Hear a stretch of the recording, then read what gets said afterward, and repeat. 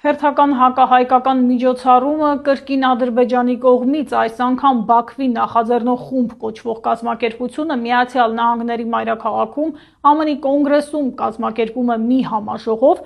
որի ընթացքում ներկայացնելու են այսպես կոչված արևմտյան ադրբեջանցիների վերադարձի ճակերտավոր և ճակերտավոր ինքնորոշման իրավունքի հետ կապված խնդիրները ու ուշադրություն Հայաստանին մեղադրում են, էթնիկ զտման մեջ նշվում է, որ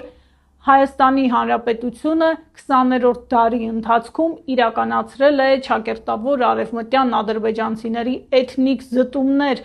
և սա պարզապես ակադեմիական կամ իրավական քննարկում չէ, սա պաշտոնական Բաքվի հերթական քաղաքական ու տեղեկատվական արշավն է Հայաստանի դեմ, որի նպատակն է Հայաստանը դարձնել ցեղասպան երկիր, որի նպատակն է Հայաստանի շուրջ ձևավորել բացասական միջազգային ընկալումներ և որի նպատակն է արդեն դիվանագիտական տարբեր մակարդակներում ներկայացնել այն հավակնությունները, որը պաշտոնական Բաքուն ունի Հայաստանի Հանրապետության ինքնիշխան տարածքների նկատմամբ։ Սա ևս մի ահազանգ է, որը փաստում է այն մասին, որ ձեզ ներկայացվող խաղաղության օրակարգը իրականում պատրանք է։ Հետաքրքիր է, թե Հայաստանի պատմությունը ուրացող ՔՊԱ-ական իշխանությունը ինչպես է արձագանքելու այս պատմակեղծարարության դրսևորմանը, որը տեսնում ենք հերթական անգամ Բաքվի կողմից։